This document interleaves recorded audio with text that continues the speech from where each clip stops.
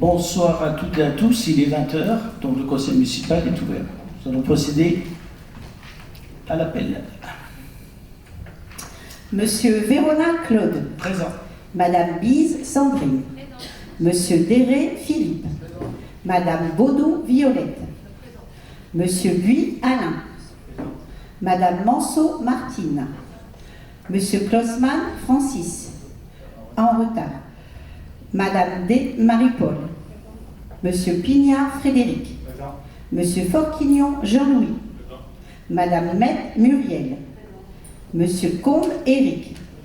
Madame Dacier Béatrice. Madame Loiret Laurence.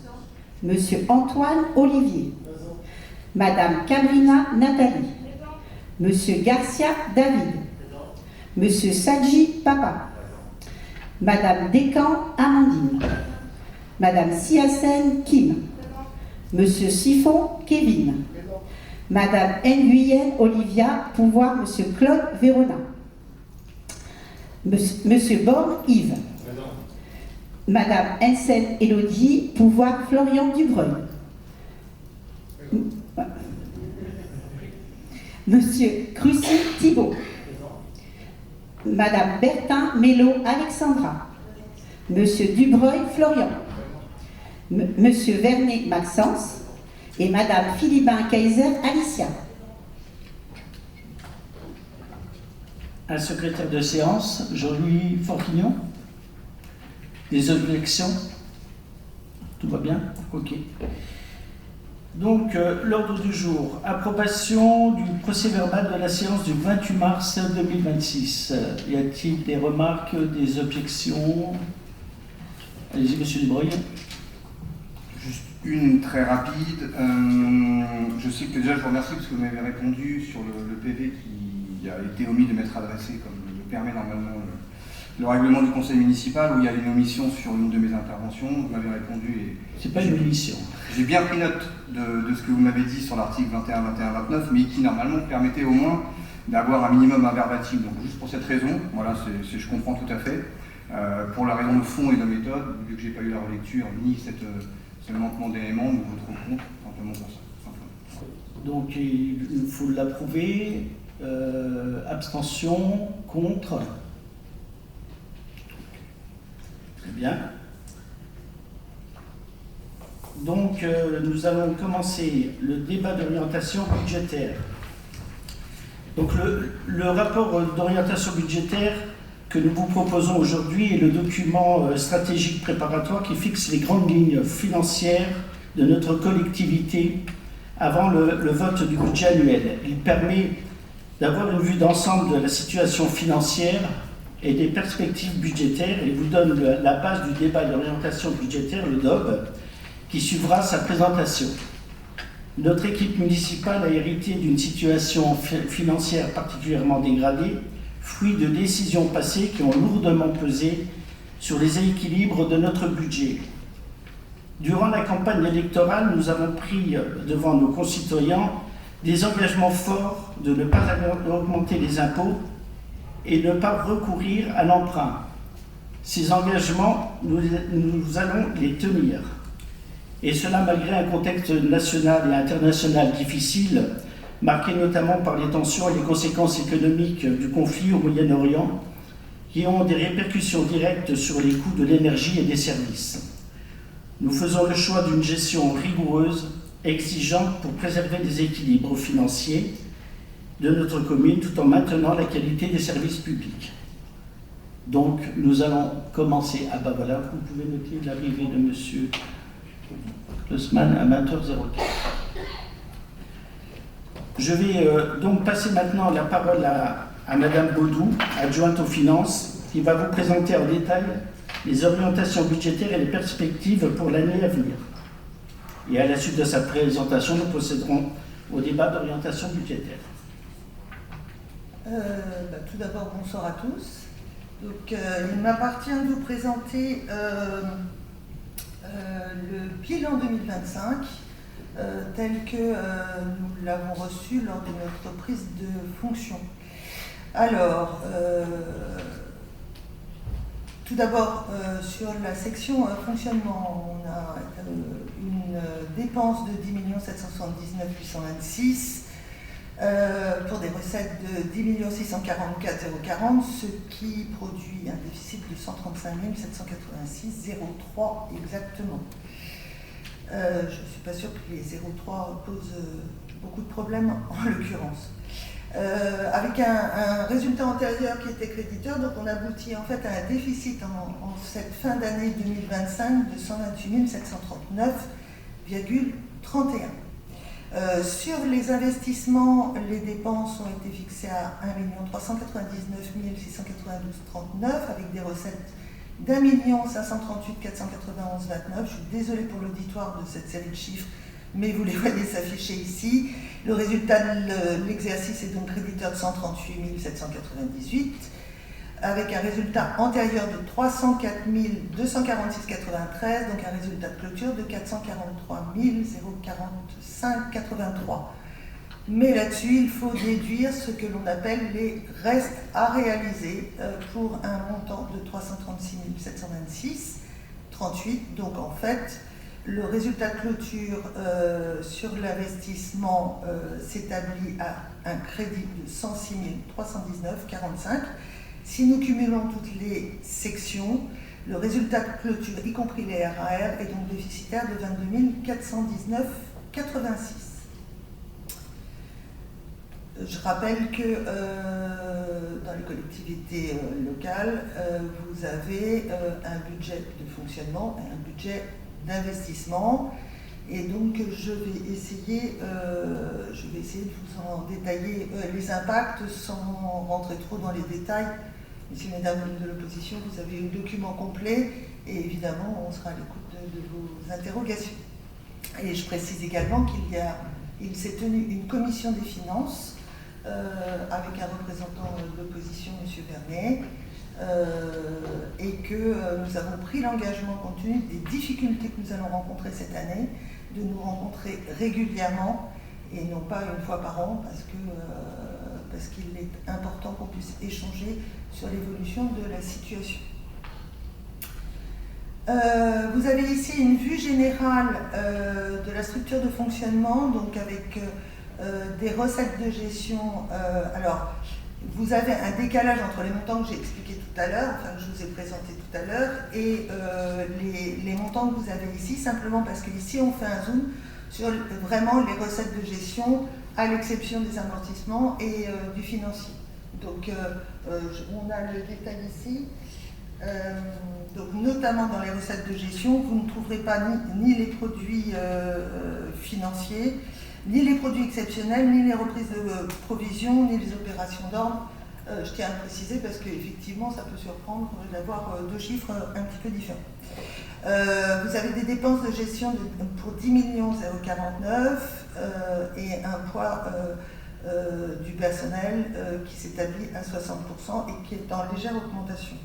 Donc, concernant les recettes, on note une légère inflexion due à la baisse significative des autres produits de gestion courante et des produits exceptionnels. En gros, en 2024, on a eu des produits exceptionnels qui ne sont pas reconduits en 2025, donc il y a un affaissement de la recette. Sur la fiscalité, elle reste en légère baisse. Il faut quand même souligner une chose, c'est que de toute façon, je pense qu'au niveau national, on a tous compris qu'il y avait un problème de finances publiques. La loi de finances a été votée tardivement en février et je pense que vous avez tous suivi les débats parlementaires. Il y a une répercussion sur les collectivités territoriales de façon inévitable et particulièrement sur ce qui était un booster de l'économie, à savoir le fonds vert, puisque ça permettait de pouvoir faire des investissements sur toutes les programmations de développement durable avec des subventions qui aujourd'hui ont été très largement restreintes lors de la dernière loi de finances. D'une façon générale, avant que je continue sur les chiffres, nous avons une pression au niveau national pour réduire l'utilisation des deniers publics. Deux, on a une situation, comme le soulignait Monsieur le maire, internationale, plus que délicate et à nouveau assez récente avec le Moyen-Orient. On n'en a pas encore toutes les répercussions et il est clair que faire un budget dans ces conditions-là est un peu compliqué. Nous étions au conseil communautaire de Marne-et-Gondoire en début de semaine et l'exposé était relativement le même, bien que plus développé. À savoir que, par exemple, on perd 2 millions d'euros et il va falloir bien qu'ils les trouvent et que s'ajoute à cela probablement une inflation qui va augmenter prochainement avec les répercussions de la crise du Moyen-Orient et de toute façon les énergies. Et quand on parle d'énergie, on ne parle pas seulement de l'essence qu'on met dans nos véhicules, mais on parle aussi de véhiculer les produits, des matières premières qui sont produites à base de pétrole et autres combustibles.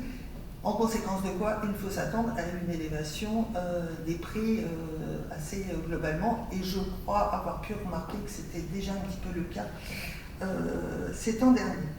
Donc pour revenir à notre sujet, on a une légère baisse des impôts et taxes, mais la taxe foncière qui est le grand vecteur de recettes de notre commune, c'est maintenu simplement parce que l'année dernière, on a eu un taux de revalorisation des valeurs locatives de 1,7%, ce qui ne sera pas le cas cette année, puisque cette année, elle s'établira à 0,8%. Pour les non-initiés, je rappelle que la taxe foncière est assise sur ce qu'on appelle les valeurs locatives qui ont été réévaluées puisqu'elles dataient des années 70, donc autant vous dire que les choses avaient un tantinet évolué depuis. Donc il y a eu un gros travail de fait par notamment tous les bailleurs et par Bercy pour avoir des bases locatives réévaluées, mais le delta étant tellement important que fiscalement l'État réinjecte un pourcentage chaque année.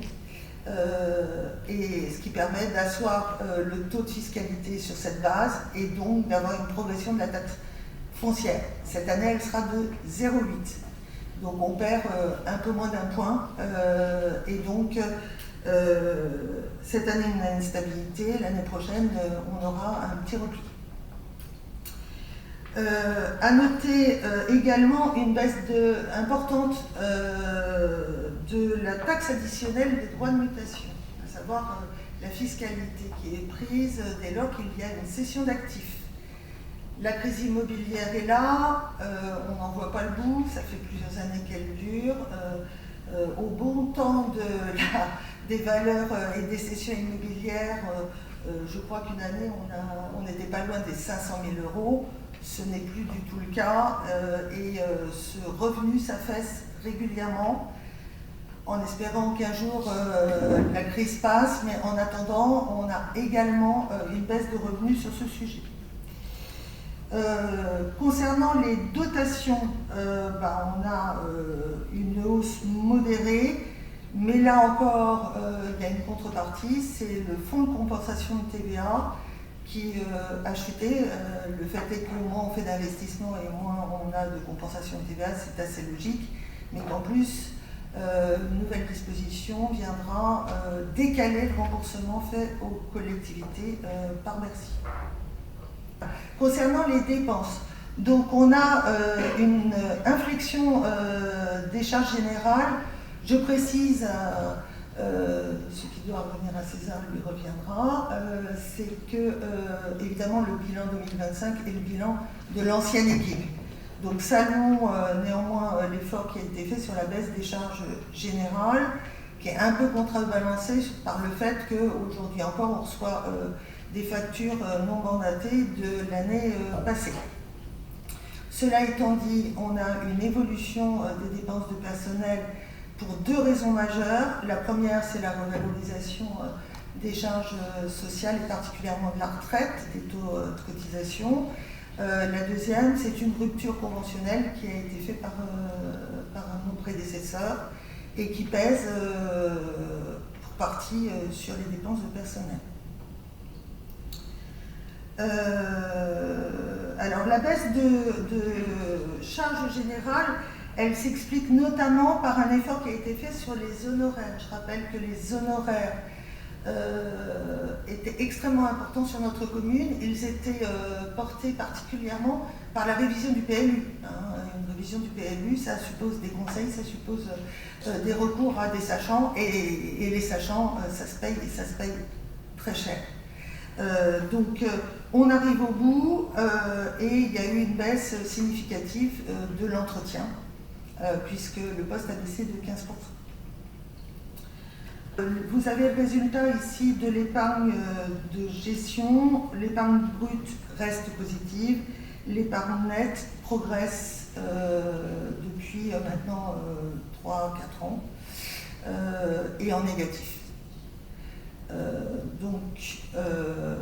Alors je rappelle que l'épargne brute est hors frais financiers, hors emprunt, hors dette, je vais être plus clair, et l'épargne nette comprend ces postes-là. Concernant l'endettement, donc on voit un léger infléchissement de l'endettement. Je sais que M. Dubreuil ne partageait pas l'analyse qui a été faite, alors je vais l'expliquer. Vous avez une légère inflexion, alors la courbe est très favorable, je le dis tout de suite. Elle s'explique de la manière suivante. Les 2 dernières années, l'ancienne équipe a financé son investissement par l'emprunt, à savoir une année 500 000 €, une autre année 430 000 €. C'est-à-dire qu'en 2 ans, quasiment, on a emprunté pratiquement 1 million d'euros. Or, quand vous empruntez pas le 1er janvier. Vous pouvez emprunter quand vous en avez besoin, c'est-à-dire en juin, en septembre, en août. Donc vous avez à chaque année un prorata temporis. Par exemple, cette dernière année 2025, l'annuité portant sur l'emprunt souscrit de 430 000 € a coûté dans le budget 2025 11 000 €. L'année prochaine, l'annuité en année pleine sera de 44 000 €. Donc en fait, et si vous regardez le graphique en courbe verte, vous verrez la progression de l'annuité. Donc on a un double effet. Ce qu'il faut comprendre dans la courbe, c'est que normalement on devrait avoir une dégressivité beaucoup plus importante si on n'avait pas fait recours à l'emprunt ces 2 dernières années. Donc il y a une courbe dégressive, c'est normal puisqu'on rembourse l'emprunt, heureusement chaque année. Mais elle devrait être plus importante et elle est corrigée par l'effet notamment du dernier emprunt de l'année dernière.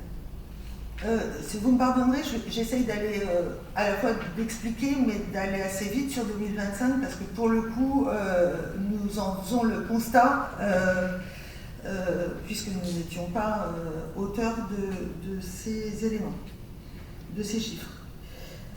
En investissement, donc on a eu un engagement de près d'1,4 million, alors principalement sur l'éclairage public, la vidéoprotection et la place de l'église. En recette, on a eu une aide significative de subvention d'investissement. Également, comme je l'ai souligné, un recours à l'emprunt. On a un sujet, c'est la taxe d'aménagement, puisque la taxe d'aménagement aujourd'hui, enfin sur le budget, sur le réalisé en 2025, a un taux de réalisé de 7% par rapport au budget qui est prévu. Autant dire quasiment, on n'a pas touché grand-chose. Donc, pour mieux comprendre cette approche, parce qu'on n'est pas tout à fait d'accord avec ce réalisé, non pas que les chiffres soient faux, mais qu'on ne comprend pas le raisonnement de la Direction générale des impôts, nous avons prochainement un rendez-vous avec Monsieur le maire pour faire le point sur ce sujet-là et d'autres, mais particulièrement sur ce sujet-là, et on espère bien pouvoir vous apporter plus d'informations et redresser la barre, en tout cas en 2026. Avant que nous évoquions 2026, qui est quand même notre sujet de ce soir, puisque nous sommes une nouvelle équipe et je pense que vous attendez tous qu'on vous explique comment nous voyons les choses pour cette nouvelle année et comment nous allons faire. Y a-t-il des questions ? Monsieur Cruissy.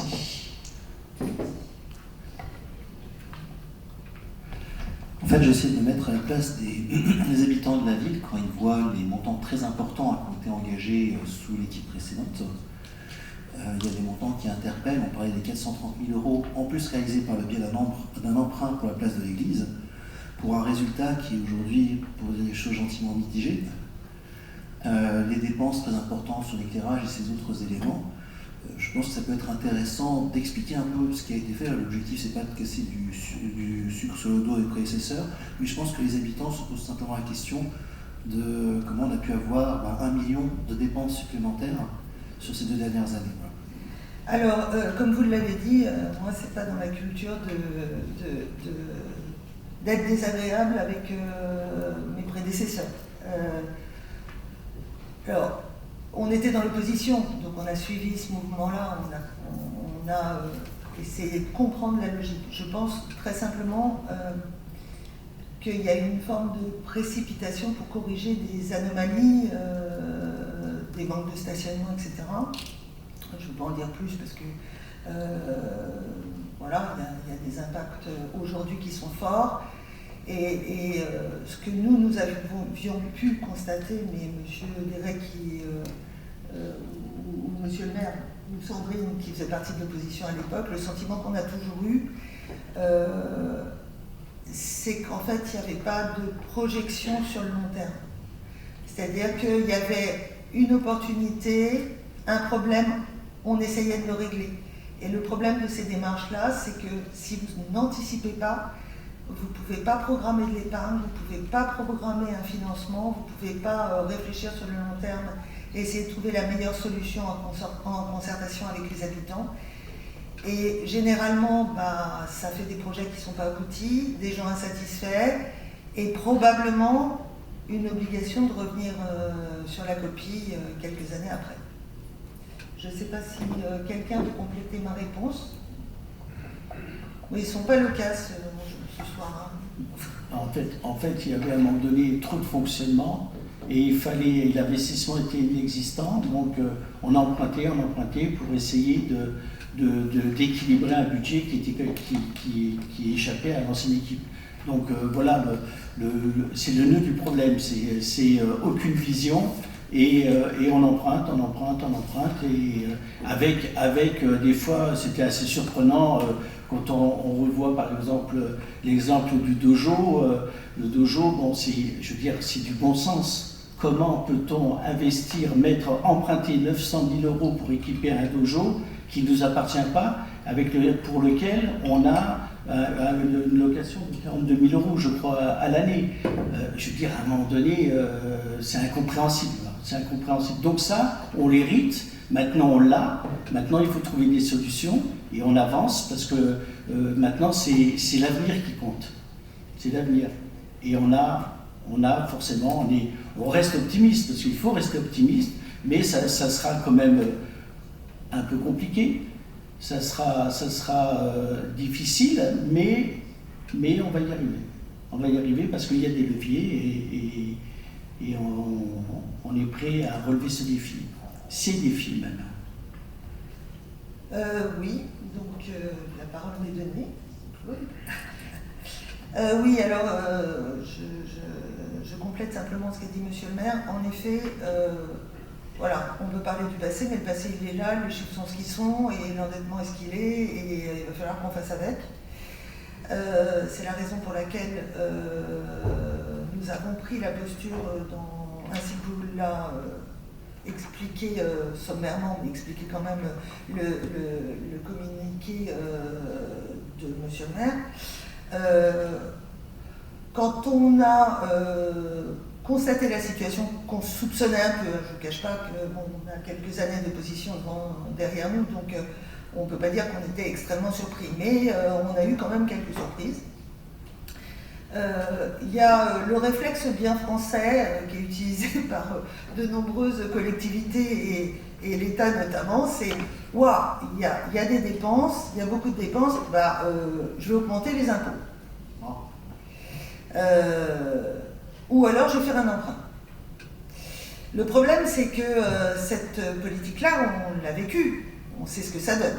Donc c'est pas la bonne solution. Il y a un moment donné, il faut se dire, comme on le fait tous au niveau de notre budget de ménage, quand ça dérive, eh ben on se dit là, on va reprendre l'état des dépenses et puis on va cocher ce qui nous est indispensable. Les fréquences du restaurant, ben, on va diminuer, etc. Ben, nous, c'est ce qu'on va faire au niveau de la commune. C'est ce qu'on a commencé à faire grâce notamment à monsieur Stéphane Gaudin, qui est à ma gauche, qui est responsable des financiers pour la commune, et Maryse, qui est la directrice générale des services. On s'est mis autour de la table et on a commencé à regarder ce qui était indispensable. Dans l'indispensable, je mets les enfants. Dans l'indispensable, je mets les contrats qui sont existants. Dans l'indispensable, je mets les énergies, parce que pour le coup, là, c'est pas là qu'on risque de faire beaucoup d'économies, d'autant qu'un certain nombre d'équipements sont obsolètes et qu'on n'a pas investi ni dans les énergies renouvelables, ni dans l'isolation des bâtis. Donc, de toute façon, là, on va tout avoir, quoi. Et puis, on a regardé ce qui était superfétatoire, c'est-à-dire ce que moi j'appelle le niveau de vie de la commune. Et c'est là qu'on va agir. Donc ça, c'est notre premier objectif, c'est de rééquilibrer un budget avec l'examen approfondi, ce qui est noté ici, de chaque poste de dépense, de contrat et de marché. On a déjà commencé à résilier certains contrats qu'il était possible de résilier. On va négocier autant qu'il est possible avec les fournisseurs. On a commencé, et je pense qu'on pourra donner au moins une bonne nouvelle grâce à M. Derré qui s'est négocié très très bien. Voilà, donc il y a un travail de fond qui est engagé, qui va être long. Moi je considère qu'il va durer toute l'année, même si on en aura pour certains l'impact en 2027 compte tenu des échéances, etc. Mais en tout cas, ce travail, il est indispensable, il est indispensable qu'on le fasse en 2026. Ensuite, on parle de réorganisation interne parce que aujourd'hui, on a des équipes qui sont un petit peu logées partout, donc ça coûte cher en loyer, ça coûte cher en équipement. Ça coûte cher en management parce que Marie, qui est directeur général des services, court un peu partout. Ça coûte cher en voiture aussi, en stationnement, parce qu'il y a un certain nombre de voitures de service qui ont besoin de stationnement, qui vont des Sablons au centre-bourg, qui se véhiculent partout. Donc ça coûte cher à tous les points de vue. Et en plus, ça ne permet pas de mettre des systèmes efficaces et limiter des équipements. Photocopieurs, par exemple. Là, pour le coup, on est obligé d'avoir X photocopieurs sur chaque site. Quand vous cumulez le coût des photocopieurs, etc., et des fournisseurs, je peux vous dire que ça commence à... Voilà. Donc, on a un vrai sujet de regroupement de nos équipes. On a un autre sujet, c'est la mutualisation.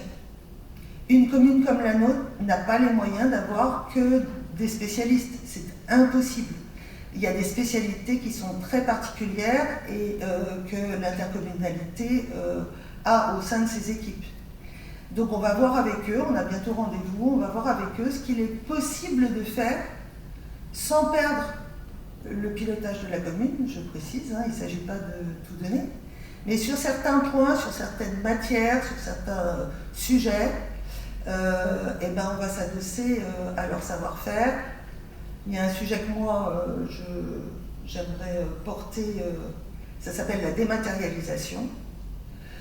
La dématérialisation, alors ça peut faire peur, parce que quelque part on a tous plus ou moins eu des expériences des fois un peu chaotiques de dématérialisation, mais ça a la vertu quand un document rentre quelque part qu'il soit tracé, et ça facilite beaucoup la vie et de tous les collaborateurs. Et vous voyez, en période de budget, c'est quand même très bien d'avoir tous les éléments au même endroit et tracés. Donc tout le monde gagne du temps, on n'a plus de problème d'archives. Les archives, ça coûte cher, il faut les stocker, il faut les trier. Vous voyez, on a hérité aussi d'un beau bagage d'archives. Ça va demander du temps, ça va demander de l'énergie. Il va falloir trier, trouver des locaux.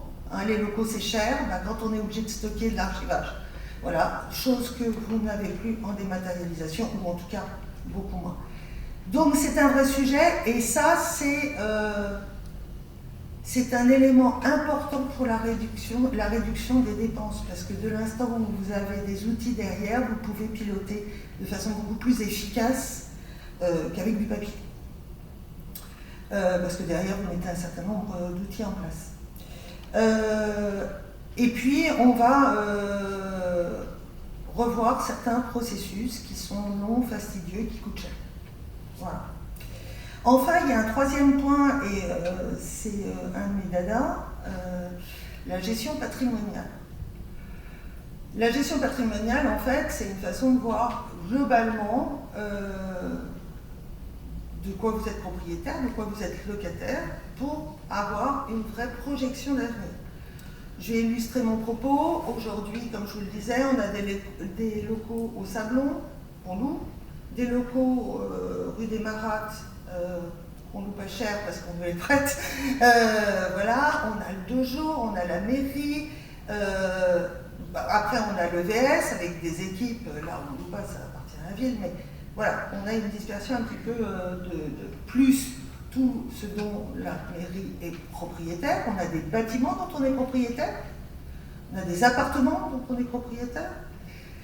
Voilà, donc l'idée de ce sujet-là, c'est de veiller à avoir des locaux qui soient en adéquation avec nos besoins et qui soient regroupés, j'en ai parlé à l'instant, de voir quel est le sens d'être propriétaire de certains biens, d'immobiliser des capitaux sur un bâtiment que je ne citerai pas, j'en ai au moins deux en tête, mais d'immobiliser des capitaux sur certains bâtiments alors même qu'on a besoin d'argent pour rénover nos bâtiments publics et nos écoles. Vous voyez, c'est tout un raisonnement global. On a par exemple, pendant la campagne, et même encore là, enfin surtout là d'ailleurs, on a un certain nombre d'habitants qui ont un coin de verdure, 20 mètres carrés, etc., qui voudraient acquérir. Je veux dire, objectivement, quel est l'intérêt pour la mairie d'avoir 20 mètres carrés dans un coin, voilà. Donc ça rend service aux habitants, nous, ça nous allège un petit peu, et puis tout le monde est content, donc il y a un vrai sujet, un gros travail à faire sur la gestion patrimoniale à Saint-Thibault, qui n'était, on peut se le dire, pas beaucoup piloté. Voilà. Donc on va essayer d'améliorer les choses, hein, ça ne sera pas fait du jour au lendemain, ça demande beaucoup d'investissement personnel, de travail, de rencontres, parce qu'on ne fait pas les choses comme ça.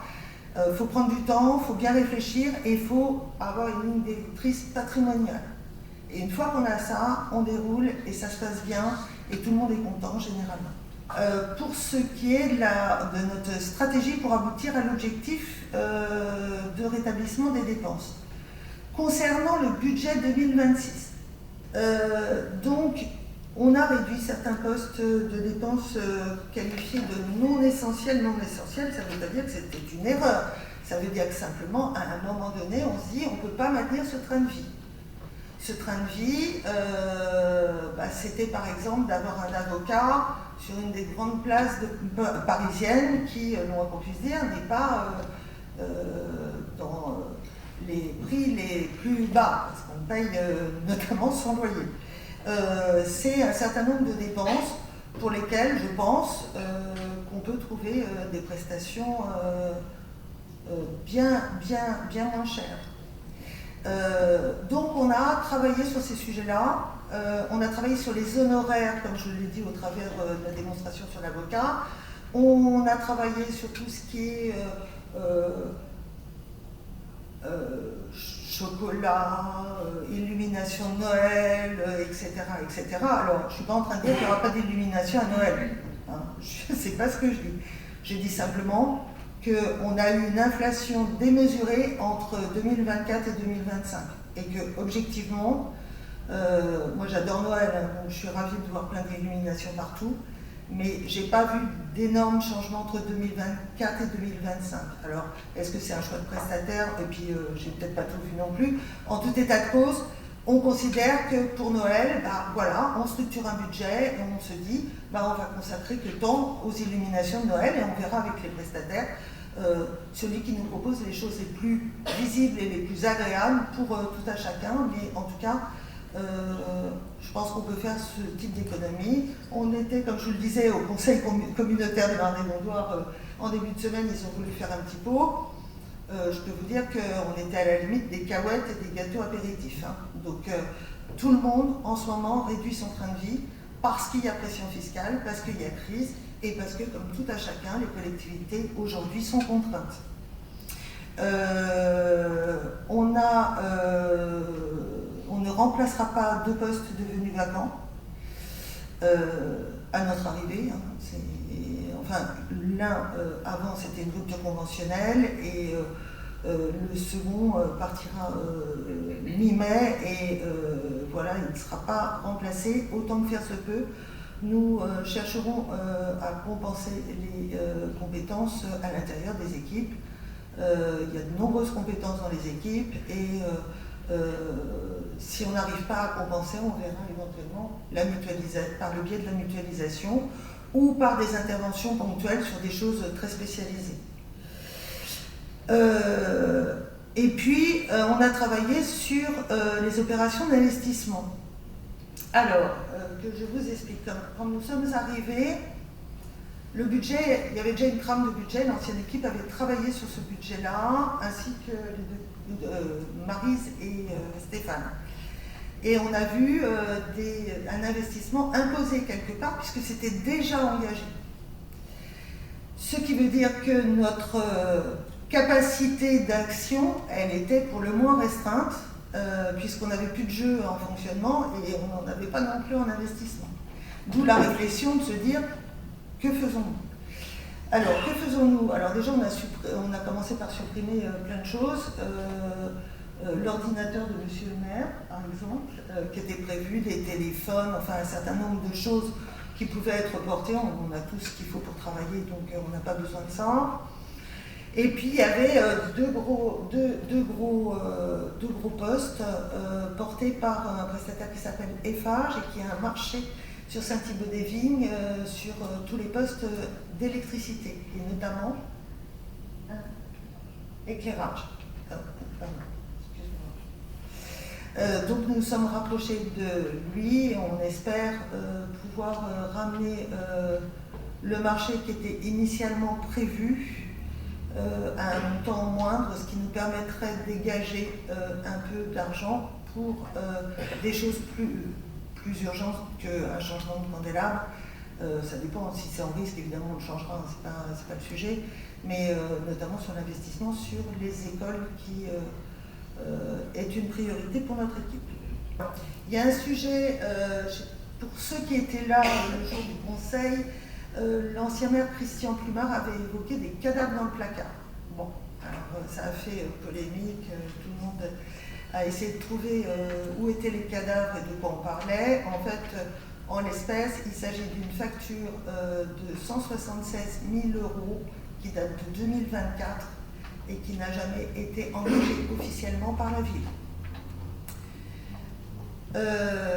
Donc, que faire de cette facture? Notre position est la suivante. Aujourd'hui, nous n'avons pas nous ne sommes pas assignés en judiciaire. Conséquence de quoi, on a quand même par précaution fait une provision, pas de 176 000 parce que ça bloquait vraiment, puis ça ne se justifiait pas dans la mesure où nous n'avions pas d'assignation ni de demande ferme par un avocat ou autre. Donc on a inscrit une réserve pour cette facture, une provision, de façon à pouvoir éventuellement pallier à une demande ou une assignation en 2026. Et le choix donc final, mais on s'est déjà exprimé, monsieur le maire s'est exprimé aussi sur le sujet, on n'augmente pas les impôts et on ne fait pas d'impôts. Et on va travailler autant qu'on pourra travailler sur tous les postes de dépenses. Et comme je l'ai dit en introduction, mais je le dis comme étant un engagement. Avec M. Vernet, nous nous verrons régulièrement pour lui faire part et vous faire part de l'avancée de notre travail, pour échanger, pour que vous ayez les éléments. Et si vous avez des bonnes idées, nous sommes preneurs aussi. Donc, pour résumer, ce sera une année de gestion un peu de rigueur. Je suis désolée du terme, mais il s'impose en ces circonstances. Une année en bon père de famille. On va à la recherche de nouvelles sources de recettes. Il y en a, elles sont déjà identifiées, mais elles mettront un peu de temps comme tout. Hein.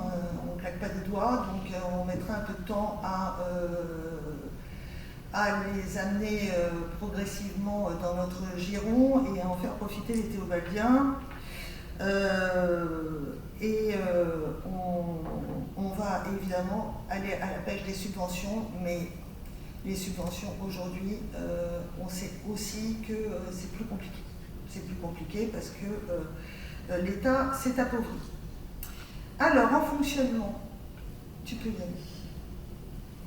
Donc, en fonctionnement, donc vous avez réalisé 2025 et le fonctionnement en budget prévisionnel 2026.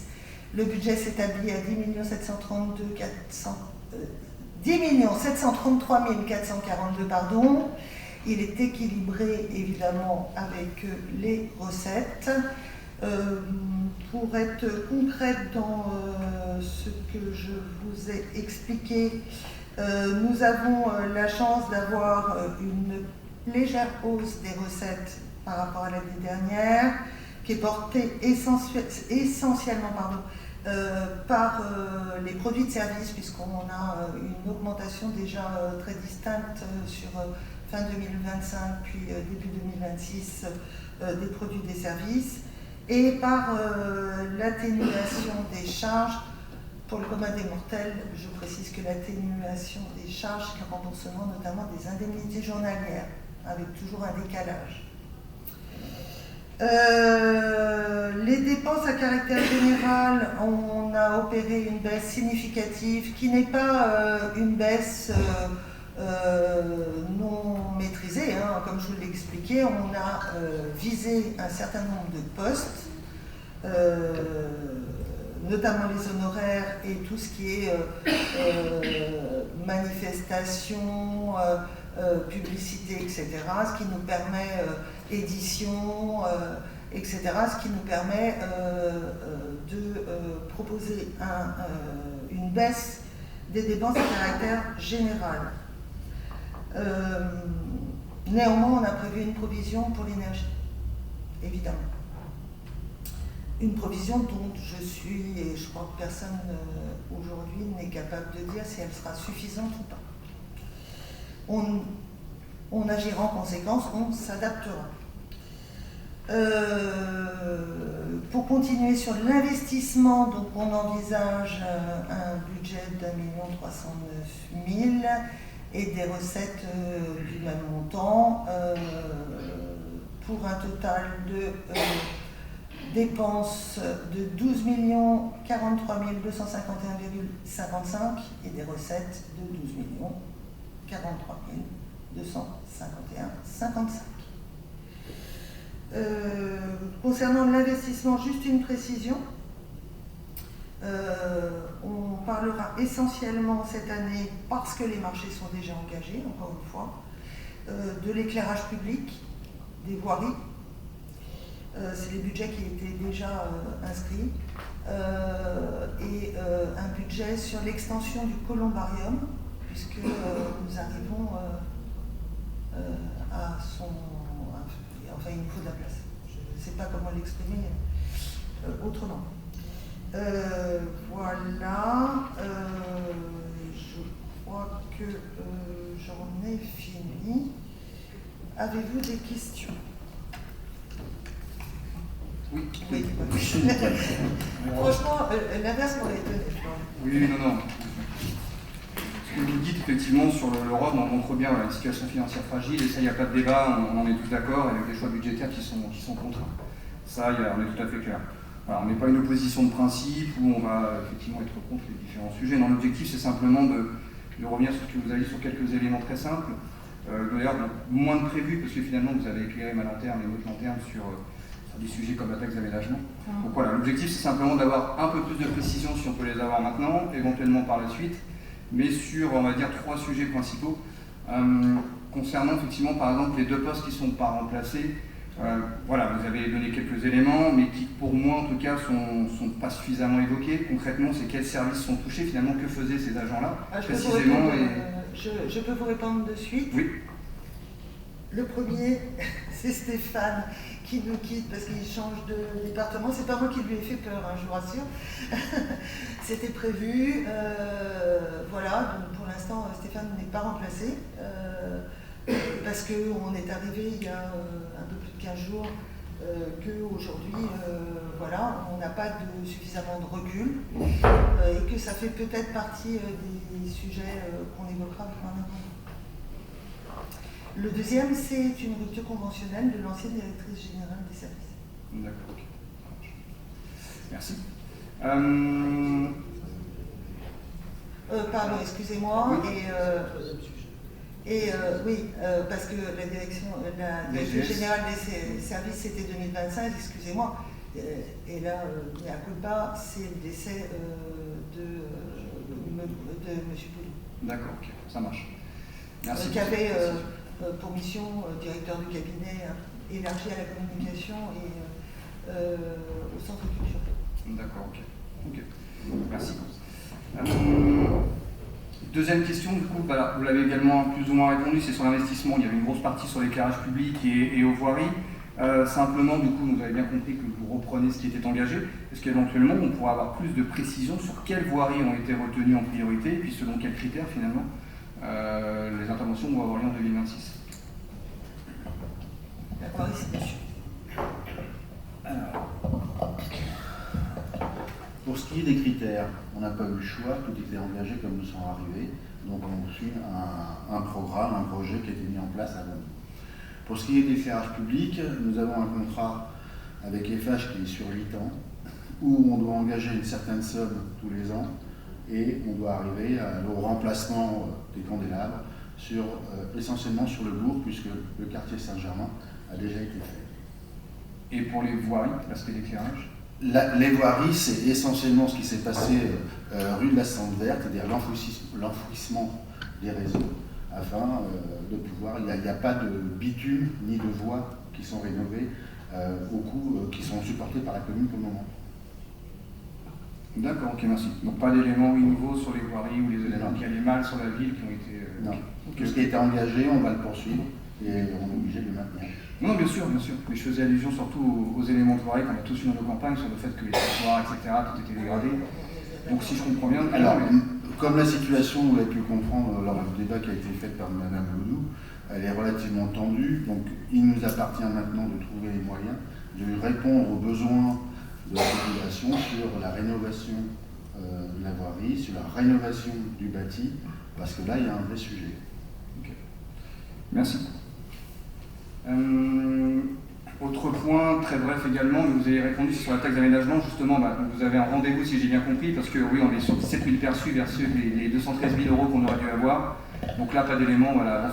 Non, alors on a fait le point avec Laurent Taureau pour savoir s'il avait des éléments complémentaires. Par rapport à ses propres évaluations, on a un décalage qui n'est pas explicable. D'accord, donc on n'est pas, il y a une notion de remise de clé, t'as retardé sur deux choses, la loi a changé, non, on est vraiment sur. Ok. Non, donc il y a une nouvelle responsable au niveau de la Direction Générale des Finances qui a pris contact avec nous et on va travailler avec elle en ce sens. Ça fait partie de l'ordre du jour. D'accord, ok, très bien, merci. Dernière question, avant-dernière question, pareil rapidement, sur les recettes d'investissement, donc il y a eu des parts importantes, j'ai vu que vous avez fait comme vous pouvez pour mettre les différents sujets, simplement je vois qu'il y avait beaucoup d'opérations qui reposent sur des opérations d'ordre et de ressources internes, je crois qu'on est pas loin de 500 000 €. Du coup concrètement, alors sans expliquer les notions, on peut prendre sur le fonctionnement pour transférer l'investissement, etc. Je connais aussi des sujets, mais 500 000 € c'est pas rien. qu'est-ce qui est concrètement prévu d'arbitrer ou de réutiliser en interne pour transférer 500 000 € sur ce budget d'investissement? Essentiellement, c'est le report 336 de l'année dernière. Et nous, on a ajouté 146 000 d'autofinancement et de transfert du fonctionnement. Donc ils sont là, vos 500 000, enfin nos 500 000 euros. Voilà, mais l'essentiel, c'est un report de 336 000 en recettes, en 443 en recettes et 336 000 en RAR aussi. Hein. Donc effectivement, si on isole simplement les recettes, ça fait 500, mais en fait, ça fait pas tant que ça. Ok, ça marche, merci. Et dernière question, du coup, moi c'est sur la mutualisation. Effectivement, on était au conseil communautaire lundi.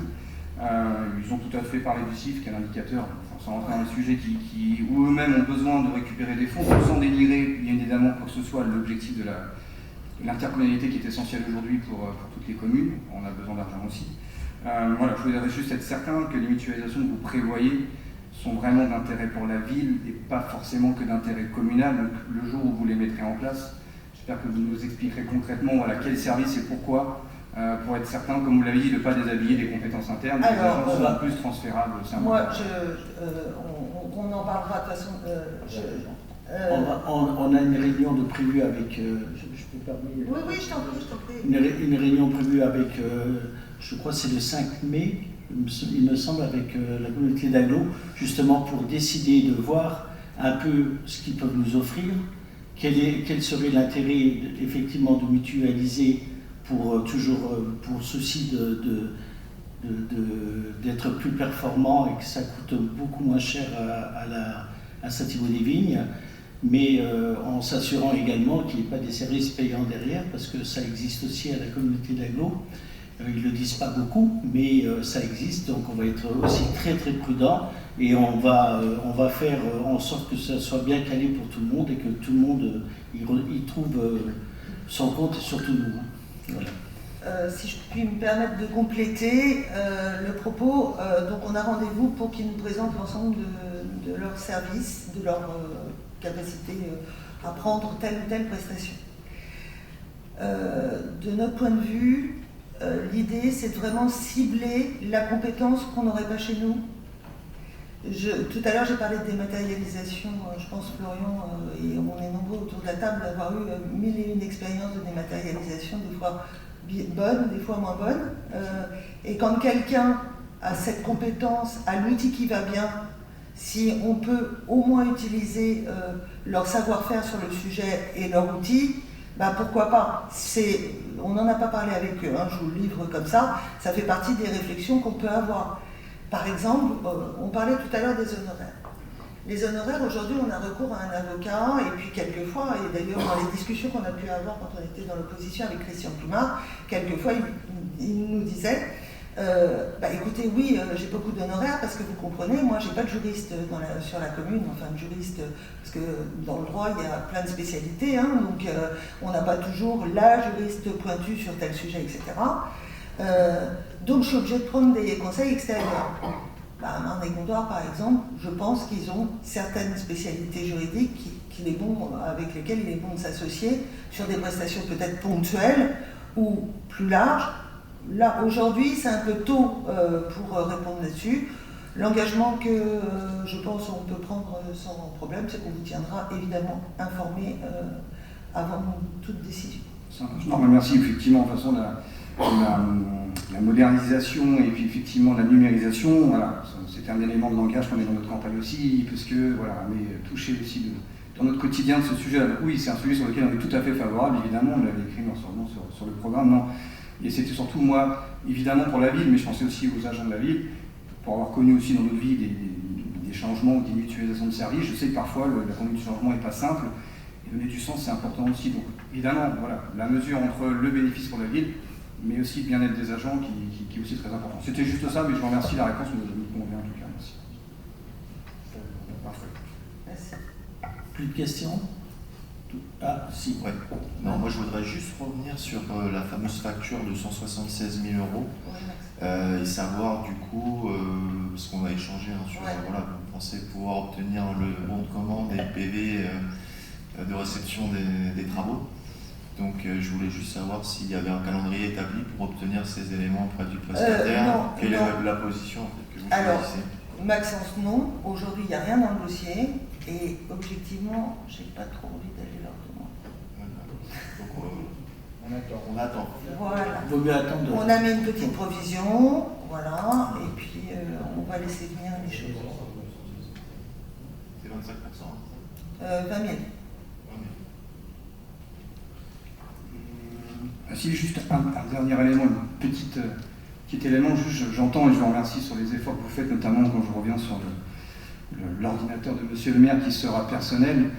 Après, il ne faut pas non plus tomber dans le symbolisme ou attention aussi à utiliser des outils personnels dans le cadre où on aura accès à des informations et des éléments publics. Je ne suis pas sûr que la dépense ou l'économie soit réellement intéressante là-dessus, mais voilà, je ne me serais pas offusqué que Monsieur le maire ait un ordinateur professionnel comme tout agent ou toute personne. Voilà, c'était juste aussi pour revenir sur ce sujet-là. Tout ça pour dire qu'on ne va pas engager de dépenses là-dessus, Non. mais j'ai forcément un ordinateur et les moyens pour pouvoir fonctionner et être efficace.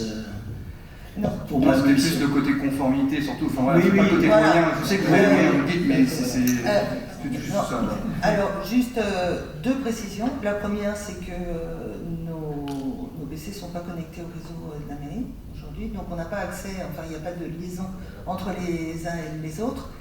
Et la deuxième chose, c'est que, pour être très précise, la ligne budgétaire qui était mentionnée, c'était 4 500 €. Je pense qu'on peut faire autre chose avec 4 500 €. Et il y avait 7 000 € de téléphone. Voilà. Donc, vous savez, moi j'ai une vieille tradition, un vieux chef comptable qui m'a toujours dit, à l'époque je ne m'appelais pas Madame Baudou, mais peu importe, c'est avec les centimes qu'on fait les milliards. Mon job, je le prends un peu comme ça, c'est que je vais aller grappiller les centimes. On n'aura pas de milliards, mais on aura peut-être quelques centaines de milliers d'euros. Oui, c'est un bon dicton, un bon élément de langage, mais voilà, après c'est aussi, tu pourras tomber non plus dans le, je vais pas dire dans le ridicule, c'est pas le mot, mais dans le symbolisme à l'extrême, voilà, c'était juste ça. Mais oui, j'entends. Oui, papa.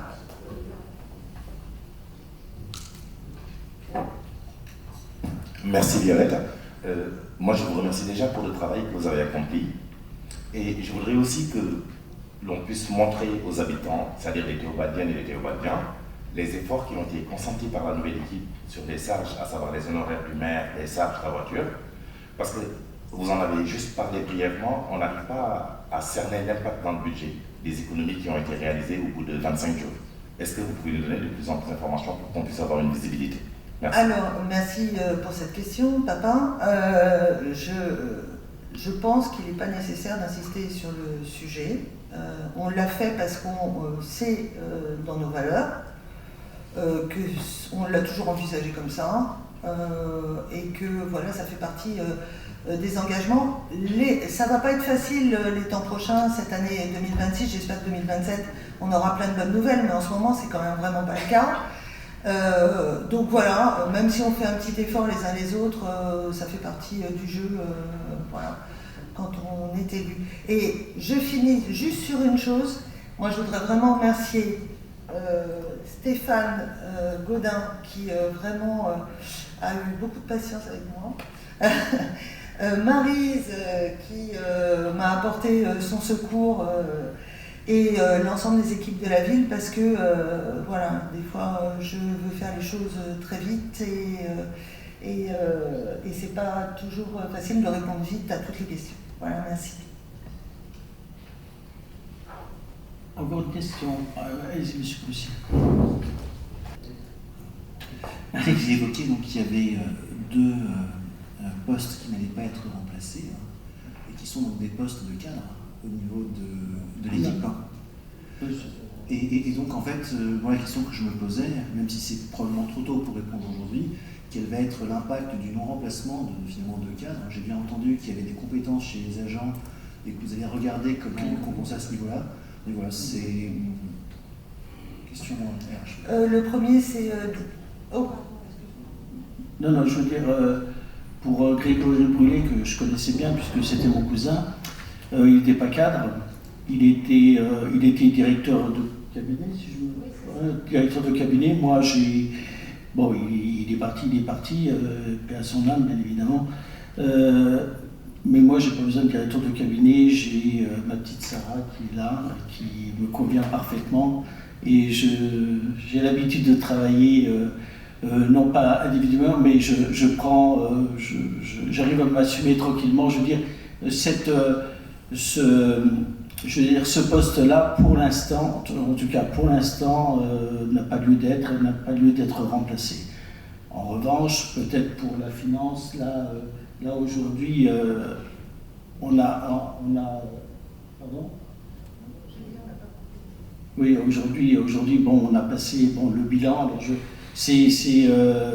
Monsieur Stéphane était important dans l'organisation. Aujourd'hui, on a des compétences aussi dans le service. Donc, on va, toujours par souci d'économie, dans un premier temps, on va essayer de faire ça. Mais ceci étant, si vraiment il avait besoin, là également, on va voir avec aussi Marlène Gondor, puisqu'on l'a évoqué, comment on peut faire, comment on peut utiliser ces services-là dans la mesure du possible. Pour l'instant, on en est là. Voilà. Juste une toute dernière question, juste pour être certain, sur la hausse d'impôts. Est-ce que vous pouvez confirmer également à ce stade aujourd'hui qu'après 2026, vous n'augmenterez pas les impôts ou pas ? Alors moi, je vais sur... Vas-y. Pardon, je ne vais pas répondre. Parce que Florian, j'entends bien la question. Si l'international était stable, je veux dire, je nous fais confiance pour trouver des sources de financement autres que l'augmentation des taxes. Partie comme celle, on sait le début, mais on ne sait pas la fin. Un jour, on nous dit dans une semaine, le détroit il s'ouvre et puis les bateaux vont passer. Et puis la semaine d'après, on nous dit oups, non, finalement, on va tout bloquer. J'entendais encore des commentaires où on parle de crise financière. Je veux dire, donc aujourd'hui, franchement, on a eu des époques assez lisses où on pouvait faire des projections. Moi, j'ai même fait des projections des fois sur 10 ans financières. Mais là, franchement, objectivement, je crois que personne n'est capable de s'engager. Mais en tout cas, une chose est certaine, c'est qu'on fera tout pour ne pas le faire.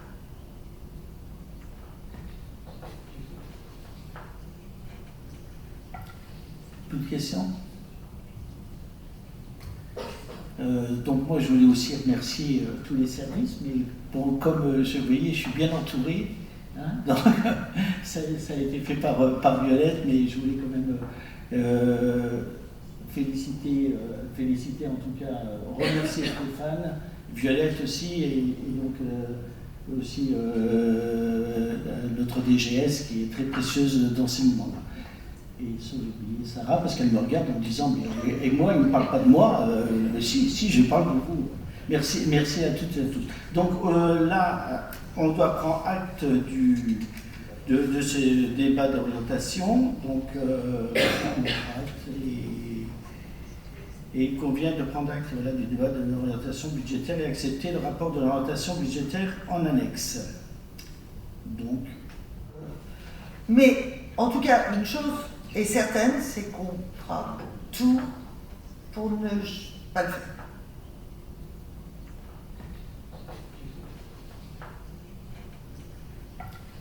Plus de questions ?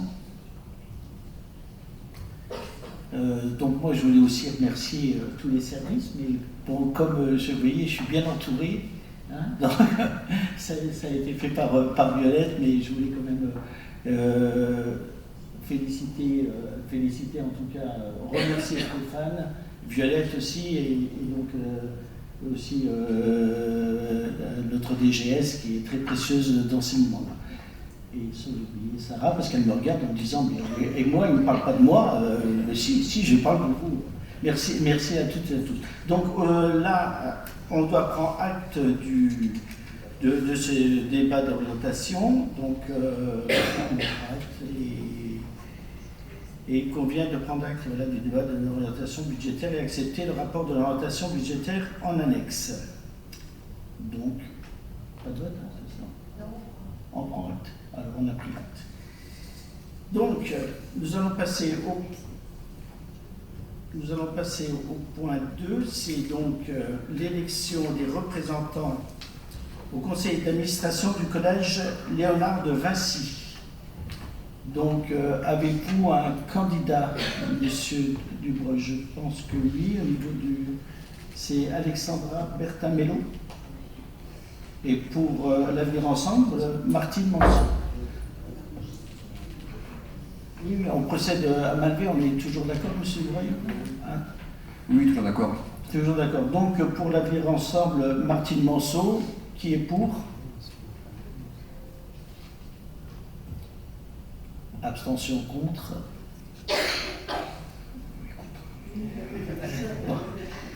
Alors, maintenant, pour Nouveau Souffle, Alexandra Bertin-Mello, qui est pour.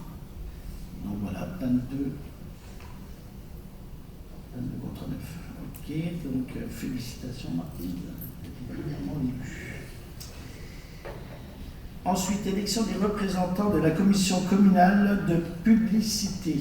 Donc, pour l'avenir ensemble, nous avons Muriel Met, Kevin Siffon, Laurence Loiret, Papa Sadji, et pour Nouveau Souffle, Florent Dubreuil. Là, c'est une élection unique. Hein, donc, qui est pour cette liste? Je pense que vous pouvez voter pour vous, hein, si vous voulez. Vous avez un représentant, hein, c'est vous. Hein, donc, voilà. Vous êtes brillamment élu, monsieur, avec l'élection du représentant du CNAS. Donc, là, pour Avenir Ensemble, c'est Marie-Paul D. Et Nouveau Souffle, Élodie Encienne. Donc, pour Marie-Paul D, qui est pour, contre, abstention, il faut pas refus de vote quand même, abstention. Bon, Nouveau Souffle, pour Élodie Encienne, qui est pour, pardon.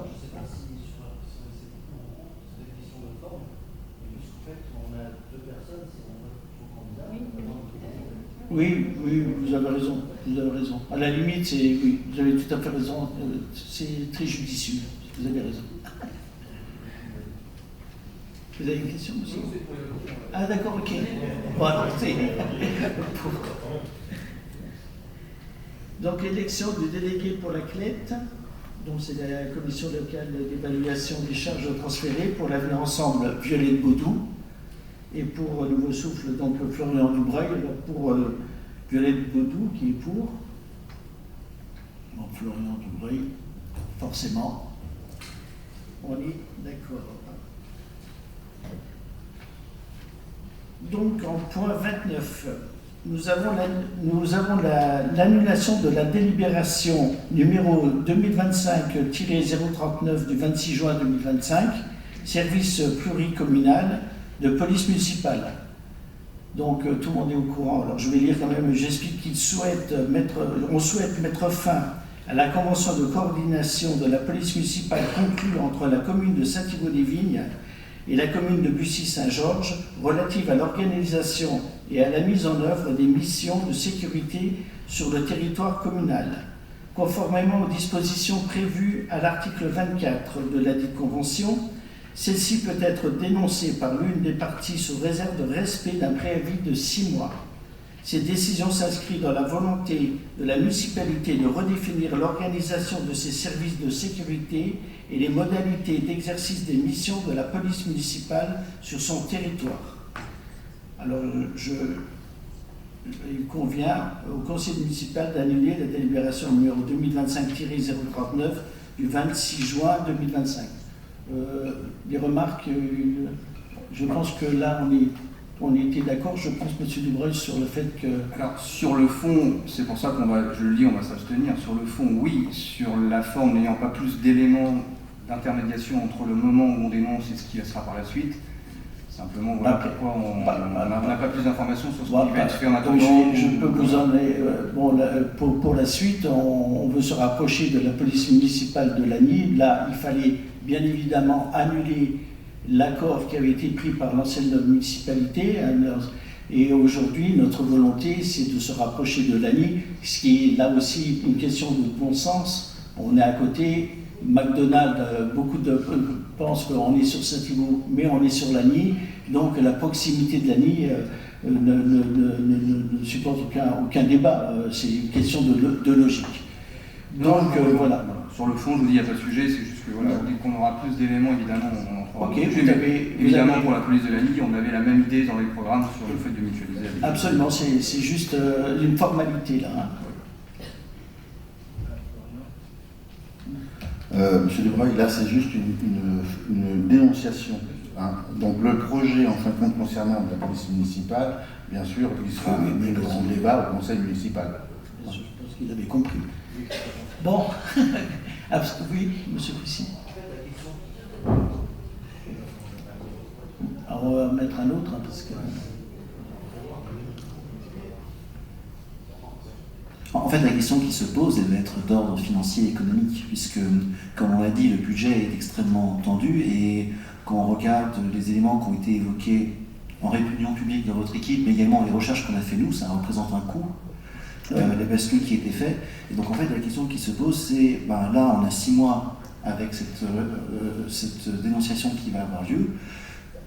Si on n'a pas le temps, si l'équipe actuelle n'a pas le temps de mettre en place une solution d'ici là, qu'est-ce qui se passe en fait pendant le battement en fait, voilà. Parce que là on n'aura plus du tout de police municipale potentiellement. Voilà. Oui, j'ai un oui, j'allais prendre. Vas-y Francis.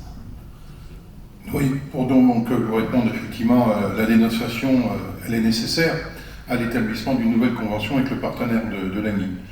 Nous avons déjà travaillé en amont sur cette possibilité et des ratifications, et les instances de Lagny et de Saint-Thibault sont en lien, des ratifications de cette nouvelle convention. Lagny nous proposera d'ores et déjà des policiers qui viendront le jour et le soir, la nuit, sur le territoire communal. Donc on aura déjà une solution immédiate de sécurité proposée pour les Théoadiens. D'accord, si j'ai bien compris, même si la convention n'est pas encore signée tout de suite, ils seront déjà présents, c'est ça? Non. Il faut absolument que cette convention soit signée. Donc effectivement, on est obligé de faire malheureusement les choses dans le bon ordre. On allume une convention, on en crée une nouvelle, avec effectivement l'ensemble des partenaires qui sont signataires. Et une fois que ces partenaires sont d'accord, on peut mettre en marche effectivement le travail. Très bien. Donc la question qui restera, c'est surtout la difficulté financière, c'est-à-dire un montant substantiel qu'il faudra trouver pour le prendre en charge. Là, aujourd'hui, on va récupérer, si vous voulez, l'argent qui était curieusement investi sur Bussy, 90 000 euros. Je précise juste que pour l'instant, le résultat que j'ai pu constater en examinant le travail fait, c'est qu'il n'y a pas de travail de fait. En fait, j'ai 0 intervention sur le territoire communal. Tout à fait. Alors, le fait de récupérer 98 000 euros de mémoire, il me semble que c'était ça.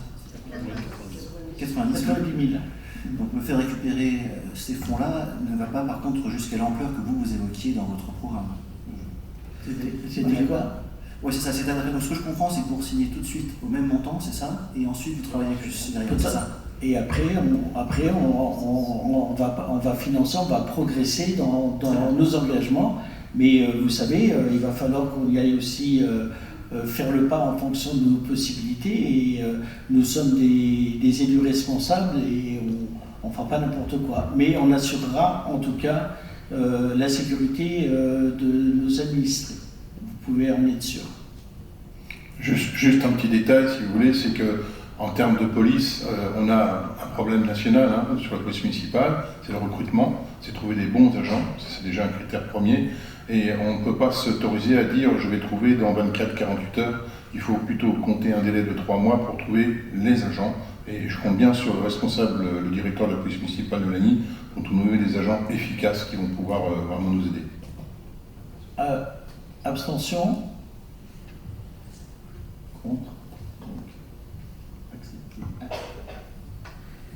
Donc, maintenant, nous allons passer aux questions diverses. Alors, première question que vous avez posée, priorité 2026-2027. Concernant les écoles de la commune, pouvez-vous préciser quelles seront vos priorités d'action à court terme pour les années scolaires 2026-2027 ? Nous pensons notamment aux travaux engagés ou à programmer, à l'évolution des capacités d'accueil liées à l'arrivée de nouveaux habitants, à la sécurité aux abords des établissements, aux difficultés liées à la carte scolaire, ainsi qu'aux conditions d'accueil et d'activité sur le temps périscolaire.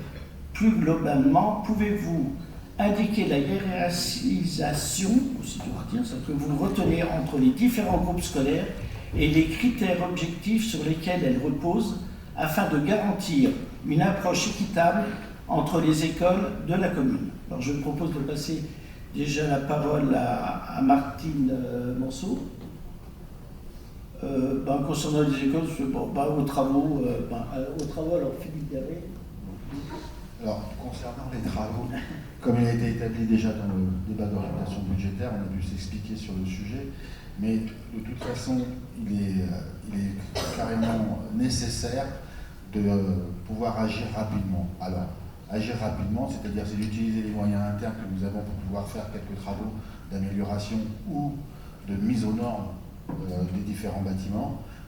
La priorité, ce sera les écoles. Alors, il n'y a pas de hiérarchie dans les écoles. Toutes les écoles, parce qu'il y a des problèmes dans toutes les écoles. Donc, il va falloir qu'on gère cela. Après, bien sûr, si on est en mesure, une fois qu'on aura identifié, je veux dire, les plus gros travaux à faire, suite à un audit, ou suite à un audit aidé par un égondoir, il sera établi un budget pluriannuel, comme on l'avait dit, un budget pluriannuel, et dans ce budget pluriannuel, on gérera en premier lieu les urgences, bien sûr, parce que là, le bien-être des enfants et des théologiens sont importants, et au fil de l'eau, on espère pouvoir rétablir des bâtiments qui soient aux normes et pas insalubres. Voilà. La deuxième partie, c'était l'évolution des capacités d'accueil liées à l'arrivée de nouveaux habitants. Donc je pense que tu as une réponse à nous fournir, Martine. Tout à fait. Donc déjà, je voulais repréciser que nous aurons une approche équitable entre les différents groupes scolaires, avec des priorités. 1, la sécurité. 2, le bien-être et le confort des enfants, donc notamment la température dans les classes qui nous semble quelque chose d'important, puis aussi les projets, que ce soit les projets sportifs ou culturels. Ça, c'était une première chose. Concernant vos questions sur l'évolution des capacités d'accueil liées à l'arrivée des nouveaux habitants et les difficultés liées à la carte scolaire. Alors, nous avons actuellement un groupe scolaire Édouard Thomas situé dans le centre-bourg qui a pratiquement atteint sa limite de capacité d'accueil. Par exemple, il est attendu 32 petites sections maternelles pour la rentrée, ce qui pose déjà un problème de place dans le dortoir qui explique la demande de lits superposés parce que le dortoir actuel ne peut accueillir que 20 matelas. Donc voilà un petit peu la situation. Donc on a une école qui est vraiment en limite de capacité pour accueillir les enfants. Sachant aussi que ce groupe scolaire va encore accueillir des enfants de la rue Marcel Lhomme, la nouvelle rue qui est entre la rue de Lagny et la rue des Coutures. Alors pour l'instant on n'a pas encore les inscriptions, on a fait une relance pour avoir un petit peu, pour pouvoir se projeter et savoir où en seront les effectifs à la rentrée. Ceci étant dit, on ne peut pas rajouter d'enfants sur ce secteur. Donc devant ce constat, depuis quelque temps, les nouveaux élèves qui sont domiciliés dans le centre-bourg sont inscrits dans les groupes scolaires Marie Curie et Pierre Villette. Ces groupes scolaires auraient aussi accusé vraiment une forte baisse de leurs effectifs avec des fermetures de classes s'ils n'avaient pas eu ces nouveaux élèves qui arrivaient. Alors, pour information, à ce jour, 128 élèves domiciliés dans le centre-bourg, ce qui représente environ 5 classes, sont scolarisés sur Marie Curie et sur Pierre Villette. 95 sur Pierre Villette, dont 39 maternelles et 56 en élémentaire. 33 sur Marie Curie, 11 en maternelle et 22 en élémentaire. Malgré cela, donc, au niveau de l'école Marie Curie, il n'y aura pas de souci de fermeture de classe à la rentrée. On a un effectif qui est à peu près constant. Sur Pierre-Villette, c'est un petit peu différent. On a l'inspection qui a demandé une fermeture parce qu'on a une baisse d'effectifs au niveau de l'élémentaire surtout. Mais on attend encore des nouvelles arrivées qui viennent du centre-bourg encore, de la rue du Clos Saint-Père. Donc pour l'instant, on suit attentivement l'évolution des effectifs et on essaiera de toute façon de maintenir des meilleures conditions pour les enfants au niveau de l'accueil dans les classes. Voilà ce qu'il en est de la carte scolaire. Merci Martine. Kim, tu veux peut-être compléter? Oui, sur le dernier point que vous avez inscrit dans le cadre de vos questions, sur les conditions d'accueil et d'activité sur le temps périscolaire. Alors, sur les activités, juste pour vous indiquer qu'un audit est actuellement en cours et des projets de fonctionnement et de loisirs sont à l'étude pour en effet assurer aux enfants un accueil de qualité, notamment sur les activités qui leur sont proposées, en lien notamment avec les services concernés et Madame Nourri, notre DGS. Sur les conditions d'accueil, les choses sont actuellement en ordre. Je tiens d'ailleurs à souligner à titre personnel l'investissement de parents d'élèves qui ont fait remonter l'ensemble des besoins de la commune et de toutes les écoles, notamment certains parents d'élèves de Marie Curie et qui ont travaillé depuis 5 mois avec l'ancienne majorité pour mettre en place des conditions d'accueil dignes des enfants et qui ont amené les choses à bouger. Et je remercie Madame Nourri qui a été promue DGS en décembre d'avoir travaillé avec ses parents d'élèves pour l'ensemble des enfants de cette commune et permettre un accueil de qualité dans des conditions ad hoc et notamment des conditions de travail pour les agents appréciables et appréciés. Et donc le travail est toujours en ordre de marche. Donc nous reviendrons vers vous dans les mois qui arrivent pour vous présenter évidemment les modifications qui ont été mises en place depuis un certain nombre de mois, autant sur les conditions d'accueil que sur les conditions sur les projets qui sont mis en place actuellement, en tout cas qui sont à l'étude, au regard de l'audit qui est mené, sur les activités, qu'elles soient sportives, culturelles et de loisirs. Merci Kim. Un mot sur la sécurité peut-être, Francis? Donc pour répondre à la question sur la sécurité, qui est un problème récurrent sur l'ensemble du territoire, hein, je l'ai vécu partout où je suis passé, moi j'ai donné des consignes strictes au niveau des agents de surveillance de la voie publique qui sont actuellement les seuls agents disponibles pour pouvoir assurer cette mission, en dehors des vacataires qui sont déjà sur les points écoles. Je leur ai demandé non pas une visibilité mais une action réelle de terrain avec un reporting de ce qui passe vraiment pour nous permettre éventuellement effectivement de réfléchir à d'autres solutions d'aménagement ou autres, et puis effectivement avec l'arrivée que j'espère la plus prochaine possible des policiers municipaux, on pourra avoir une action beaucoup plus tendue pour les parents qui éventuellement n'arriveraient pas à comprendre que l'enjeu de la sécurité pour leurs propres enfants est nécessaire et qu'il faut se rallier à la bonne cause, c'est-à-dire à respecter chacun. Voilà. Merci. Je pense qu'on a répondu à cette première question. Donc on va passer à votre deuxième question, la démocratie participative. Lors du dernier conseil municipal, vous avez indiqué que des précisions sur la démocratie participative seraient apportées au mois de juin. Nous prenons acte de cette échéance. Toutefois, plusieurs habitants continuent de nous faire part de leurs attentes ainsi que de leurs interrogations sur la mise en œuvre concrète de cet engagement qui occupait une place importante dans votre programme. Sans préjuger des annonces qui pourraient intervenir ultérieurement, pouvez-vous nous préciser dès à présent où en est concrètement l'avancement de vos travaux, quels principes structurants sont déjà arrêtés et quelles garanties vous pouvez d'ores et déjà apporter quant à l'association réelle des habitants et au respect du pluralisme, notamment dans la place accordée de l'opposition. Donc, Olivier Antoine, si tu peux répondre. Oui. Merci. Merci. Donc, merci pour cette question. Oui, la démocratie participative, c'est un sujet qui nous tient tous à cœur ici. Effectivement, c'était dans notre programme. Donc, nous avons veillé à pouvoir développer la démocratie participative au sein de Saint-Thibault-des-Vignes. D'ailleurs, j'ai été nommé délégué à la démocratie participative de façon à pouvoir promouvoir ce projet, notamment. Donc, c'est un sujet qui doit s'installer dans la durée, qui doit avancer par étapes. on doit les construire, on doit les définir et on doit aussi en discuter. Un des axes qu'on souhaite mettre en place assez rapidement, c'est renouer le dialogue et la confiance avec les habitants, entre les habitants et la mairie. Alors ça nous paraît important. D'abord, c'est la base de la démocratie participative, c'est la captation et l'échange. Ensuite, type d'information à travers nos différentes délégations et nos différentes actions, on garde toujours en tête la capacité à associer les habitants.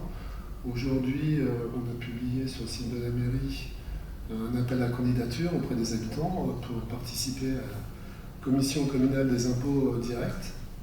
Donc j'en profite, je vous invite à aller sur le site de la mairie et si le sujet vous intéresse de candidater, vous avez toute l'information sur la page, à savoir quels sont les objectifs de cette commission, qu'est-ce qui est attendu des habitants, etc. Donc voilà, il ne faut pas se tromper, hein, c'est vraiment un thème, enfin en tout cas pardon, un projet qui concerne les habitants et tous les habitants. Il ne faut pas que ce projet, en tout cas de démocratie participative, puisse être dévoyé à des fins d'ambition, on va dire, politique. Et bien évidemment, en tant qu'habitant de Saint-Thibault-des-Vignes, on espère que vous nous accompagnerez et vous participerez à la mise en place de ce beau projet. Donc oui, on y travaille. On espère en tout cas pouvoir partager et discuter du sujet avant les vacances d'été, de façon à pouvoir avancer dans le futur. Mais en tout cas, voilà, ça doit se construire et ça se construira par étapes. Il y a plein de possibilités, de manières de faire. Il faut qu'on trouve celle qui est plus à même pour avancer entre les habitants de Saint-Thibault et les capacités de la commune. Lors du précédent conseil municipal, il a été indiqué qu'une rencontre devait intervenir avec Aménagement 77 concernant la ZAC. Pouvez-vous nous préciser si cette réunion s'est tenue, le cas échéant, à quelle date? Quels ont été les principaux enseignements, notamment en termes de calendrier, de programmation et de suite envisagée? Et quelle est désormais la position de la municipalité sur ce dossier structurant pour la commune? Donc effectivement, je peux vous dire que nous avons rencontré M. Corr. Alors pour ne pas se répéter et tout, je crois que je vais laisser la parole à Philippe Derré, qui a assisté avec Sandrine. Et je pense que Violette était là, qui faisait des allées et venues entre les étages. Voilà, donc et moi-même. Mais je vais laisser parler Philippe Derré, qui a peu parlé ce soir. Et donc il a envie de parler. Alors on le laisse parler. Oui, donc, alors sur l'aménagement 77, en effet, nous avons rencontré le 8 et on a surtout évoqué en fin de compte le développement de cette ZAC. À savoir, à ce jour, il n'y a pas de contrepartie qui avait été décidée par la majorité sortante sur la contrepartie davantage pour la commune. C'est-à-dire, on peut s'expliquer, pas de réserve foncière si on voulait un jour construire une école, on parle de 640 logements. C'est pas le petit truc. Hein. Donc pas de réserve foncière. Et donc tout ça nous a amené en fin de compte à établir un programme de réunion où on va rencontrer les différents acteurs pour pouvoir en fin de compte discuter avec eux sur le projet. Alors le projet, bien sûr, il n'est pas question de l'abandonner puisque on n'a pas la possibilité de le faire échouer. Et cela coûterait très cher à la commune parce que je vous rappelle que la commune est garant des prêts de Aménagement 77 sur une partie. Et donc si demain on devait faire en sorte de saboter cet aménagement, ça coûterait très cher à la commune. Donc pour ce fait, à l'heure actuelle, on va accompagner le projet tout en exigeant certaines réponses et certaines demandes. À ce jour, 4 permis de construire ont été déposés, sont en instruction. Donc ces 4 permis, il y a le lot M où il y aura 44 logements locatifs sociaux, lot J, 133 logements collectifs, dont 35 sociaux et 163 places de stationnement. Le lot 11 en bande, maison en bande, pardon, et 22 places de stationnement et logement Malais Moral pour le compte de Vinci. Le lot 4, maison en bande toujours et en parking en surface de 40 places. Voilà, cela est en instruction, les permis n'ont pas été validés à ce jour, parce qu'il y a encore quelques détails à régler, mais en tout état de cause, vous serez informés régulièrement, encore une fois. Pour nous, il est important qu'il y ait une transparence aussi bien pour les théobaliens et pour vous-même, l'opposition, parce que justement, plus il y a de transparence, plus il y a de débat, et le débat n'est que constructif pour ce genre de sujet. Voilà. Bien, l'ordre du jour étant épuisé, je rappelle simplement qu'il y a des signatures, ne pas partir, il y a des signatures. Vous vous rappelez que nous votons le budget le 30 avril à 20h, toujours à la même heure. Donc voilà, il est 21h31 et donc le conseil est court. Voilà, je vous remercie. Merci au public d'avoir assisté avec gentillesse à nos débats. Merci à tous et à toutes. Bonne soirée.